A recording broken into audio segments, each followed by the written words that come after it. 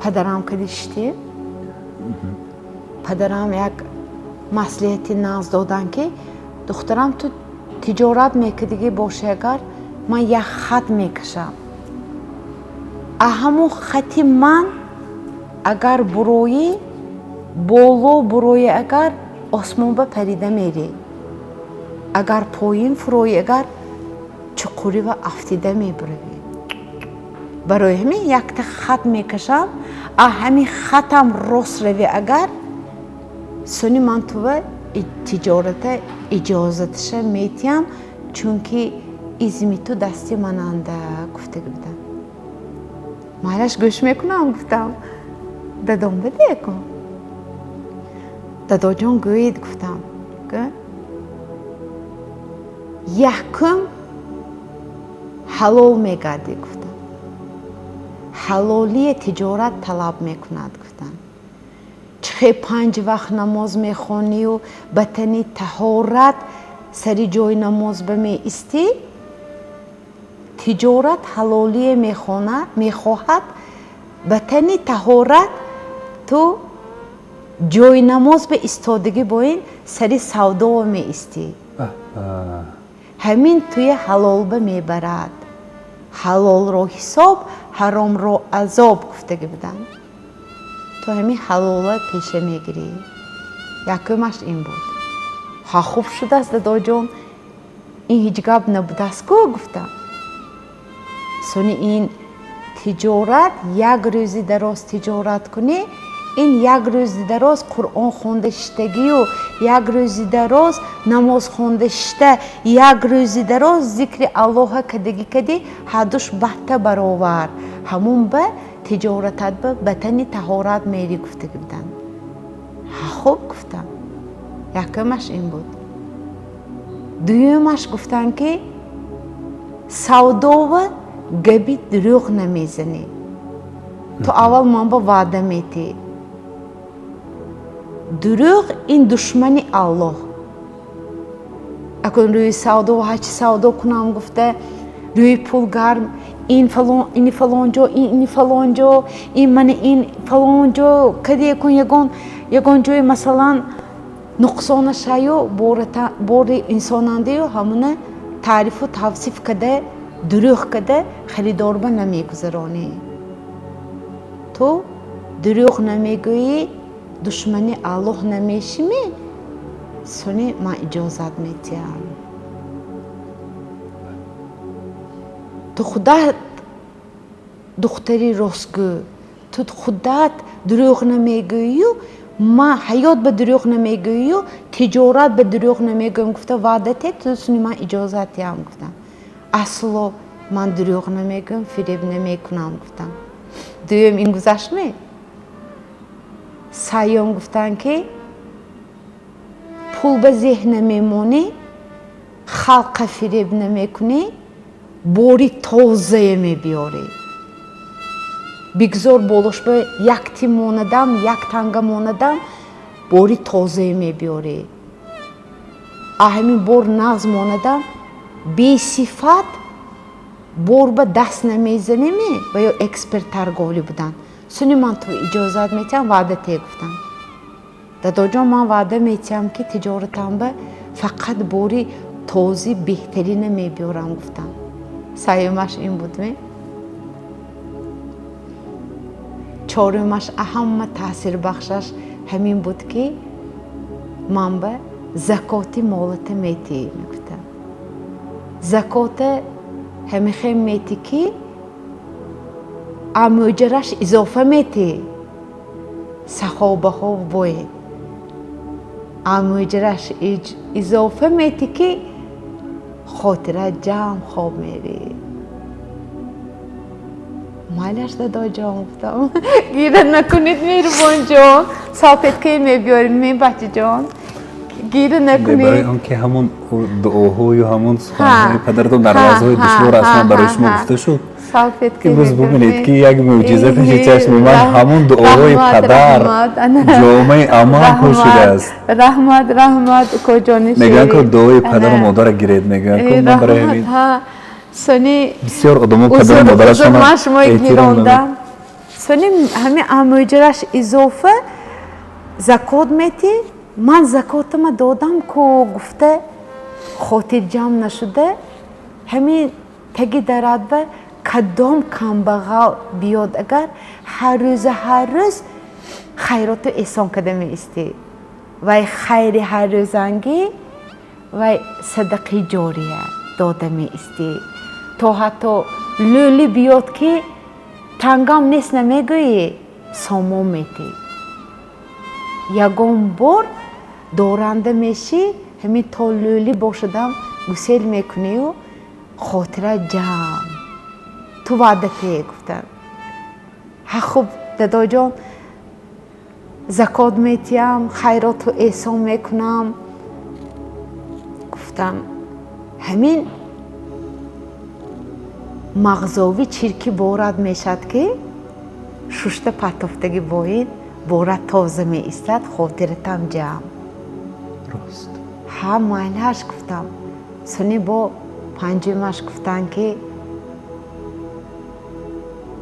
الله کدی تجارت میکنه من گفتم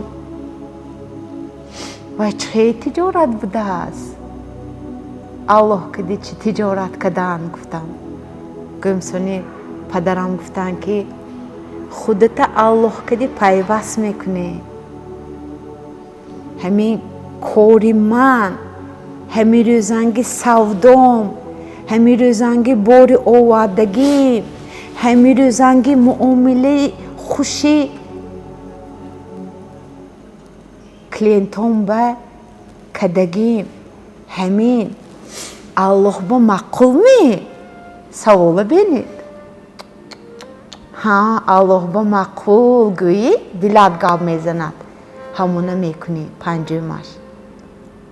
ها خوب شده است دادا جان میکنم حالی همیخه اگان سودام نخشود الله جان رحمت ها این بچه چه باید چون که دادام یاد دادگی الله با پیوست شده سودا کن گفته خدا جان رحمت ها بچه چه باید خورسان بشم سودام نشود خدا جان سودام تید قدرت الله که غیب میرساند همینه گفتگی پدرم سونی شتیم گفتگیشان تو خودت خوش معامله بچم تو خودت بچه جانی داداش خوش چهره همین کلینتت بیاد خوش معامله کن تو و آدم نمیشناسی کلینتت نمیشناسی یکم بار دیدی همیخه برو همیخه معامله کن که فرزندت باین اکو اکود باین پدر و مادرت باین خیشی توارت باین قبول کن چون که وای آدم با امید میبیاد الله وای دلشون به انداخته میگه که را حاج مالده خان خرید کن میگه وای آدم رزقت میبیاد وای رزقت در دست قلب زبانی خوش کردی قلب ها خوب شده است دادا جان این آسان بوده است که من کن ها خوب شده است میکنم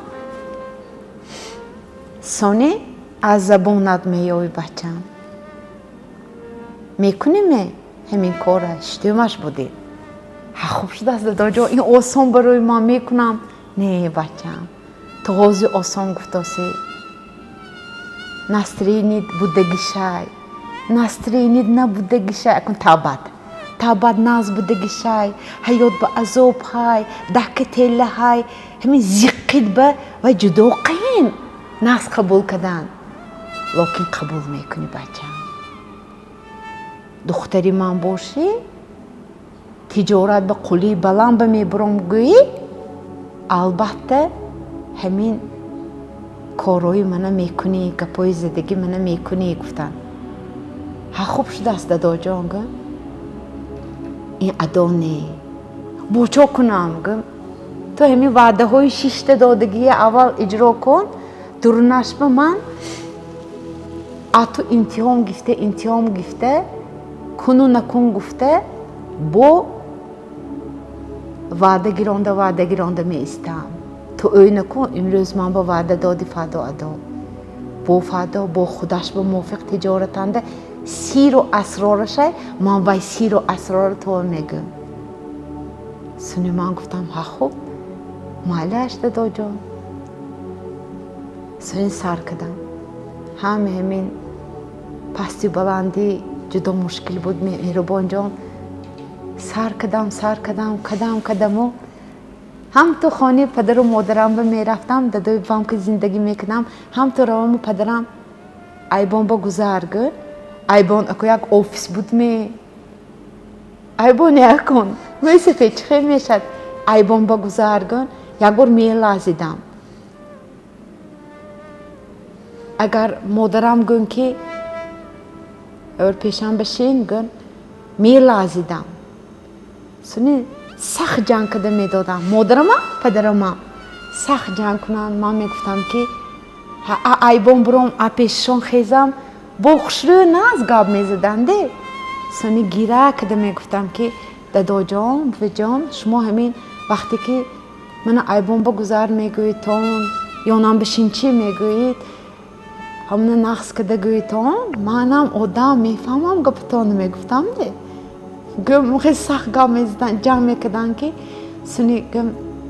سنی ناز گازدشتگ شوننده میگفتن که نه